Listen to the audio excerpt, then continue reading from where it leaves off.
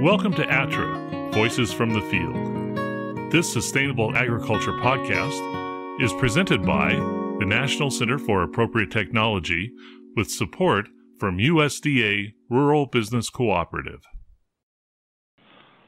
Hi, this is Rich Myers with the National Center for Appropriate Technology. In this episode of ATTRA, Voices from the Field, we're going to be talking to a couple of NCAT specialists, Dave Scott and Lee Rinehart, about a new ATTRA calculator, the Grazing Plan Calculator.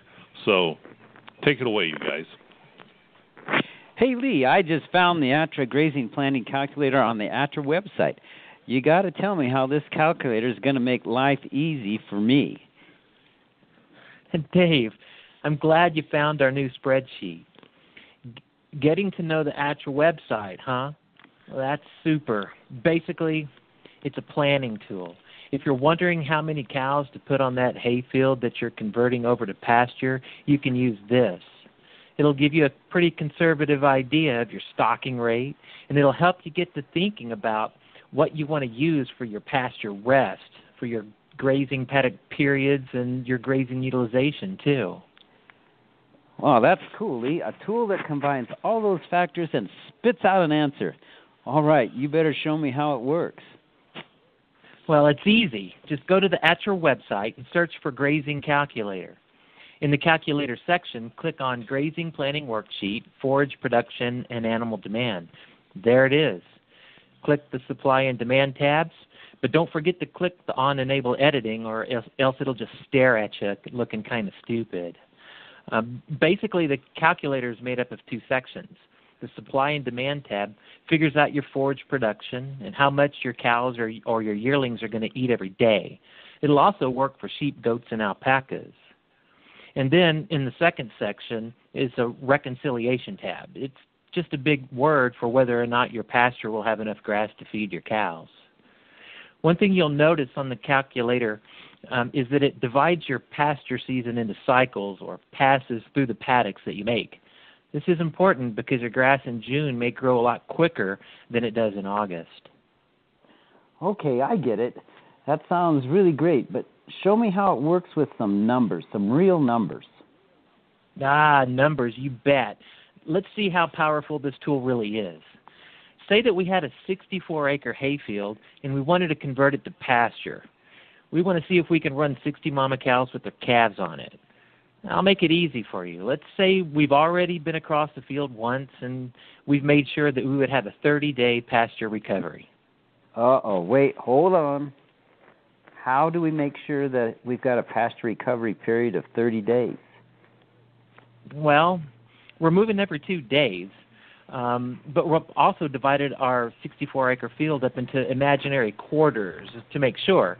By feeding hay or leaving some behind for some extra grass, we make sure that we're on schedule. 7 days to move through a quarter of the field makes management so much easier.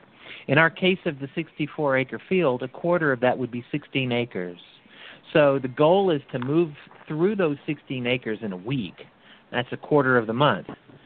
This just gives us a visual check to make sure that we're giving the grass just grazed enough time to make the 30-day recovery period. And if at the end of the 30 days you have too much grass, you can just increase your stocking density and you can trample it. The soil microbes will love you for it. So basically we've decided on a 30-day recovery. And you're going to ask me next now how many pounds a day that forage is going to grow, I bet. But I got a question for you. You've lost me again. How do I get that figure from? That's from your hay production that you told me that you got last year, right? That's probably the easiest way to estimate forage production per day. You said you got 2 tons of hay per acre with 45 days between the cuttings. So that kind of equals roughly 90 pounds per acre per day. It's pretty simple. Okay, I'm with you. So now what? Well, you tell me. What does the calculator say you have in terms of production per acre? Let me see here.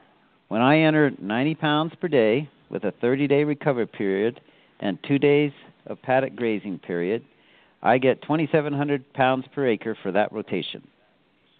Right. Now, let's look at the next table, animal demand. You told me over a beer last night that your cows had a mature weight of 1,100 pounds. Given the setting and the fact that I know that most ranchers underestimate the true body weight of their cows, I'd bump that up to 1,200 pounds.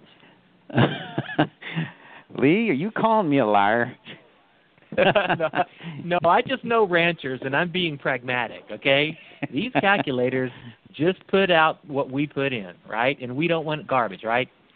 We can see from the lower table on the right that a cow-calf pair is going to eat 3.25% of the cow's body weight. So we plug 3.25% of 1,200 pounds in there, or 39 pounds, and the calculator tells us that 60 cows will eat 1,920 pounds of dry matter a day. Gotcha. So where's the magic? Well, this is where it gets cool. Hit that reconciliation tab and I'll show you. This table matches forage production in each paddock with what the cattle are going to eat. There's only one thing you have to do on this table, and that's plug in how much grazing utilization you're going to have, as a percentage. Yep, I know all about that. I read about that on the ATTRA managed grazing tutorial and how root growth gets hammered when you take more than 50% of the grass in a paddock. I'm going to shoot for 50%.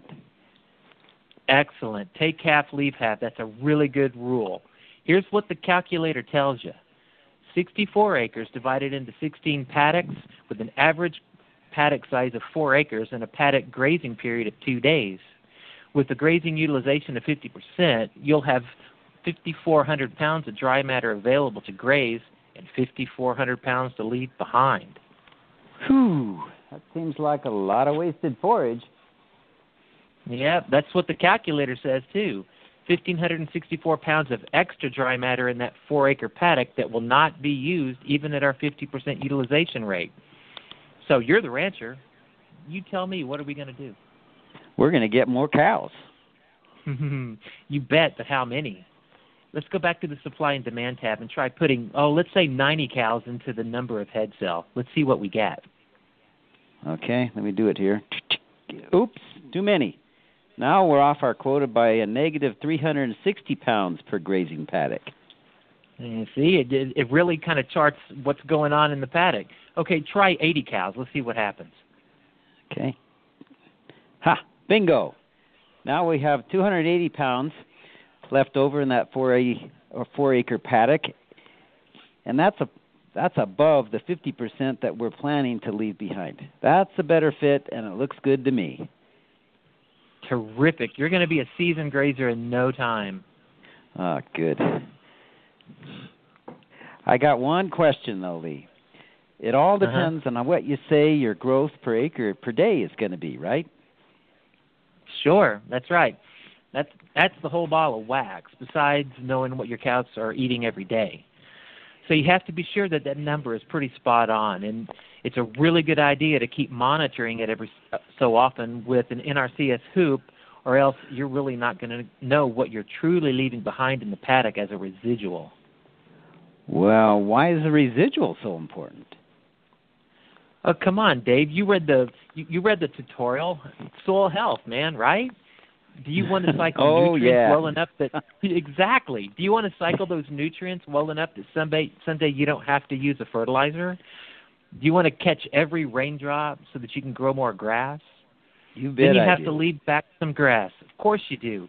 Because remember what we said earlier, you want to feed those microbes because they are the ones that are going to get the job done for you. Look at the residual pounds per acre cell again.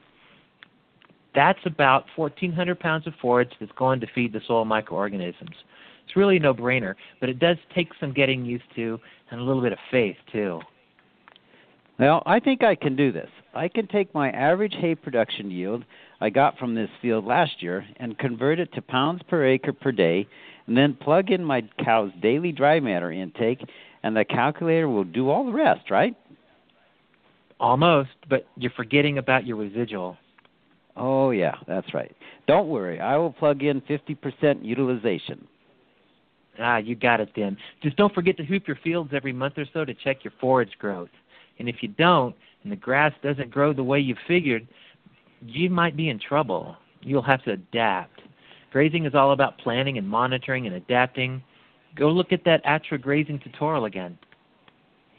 Thanks, Lee. This is awesome. I'm going to play with this a while this winter and think of all the various scenarios I might encounter. Maybe that will help me think through my grazing season and make a plan. Excellent. That's perfect. That's the whole point. And you can make adjustments to your plan as you monitor and get better forage yield values for each grazing cycle. Well, I'm really looking forward to it, and I'll let you know how I come out next year. Good luck, Dave. And be on the lookout for an ATTRA clip and weigh calculator that's coming out soon. That tool will help you when you throw your hoops. Thanks, Lee, and I'll be sure to check that one out. Now let me get back to this grazing calculator. Thanks for listening to our Voices from the Field podcast. Visit the ATTRA website and search for calculators and select the Grazing Planning Worksheet, Forage Production and Animal Demand to download the tool for free. And check out the other grazing resources ATTRA has available from the Livestock and Pasture link, including the Managed Grazing tutorial and the ATTRA Grazing Planning Manual and Workbook. And good luck with your grazing. You can find other episodes of ATTRA, Voices from the Field, along with ATTRA's other sustainable agriculture resources at www.attra.ncat.org. That's www.attra.ncat.org.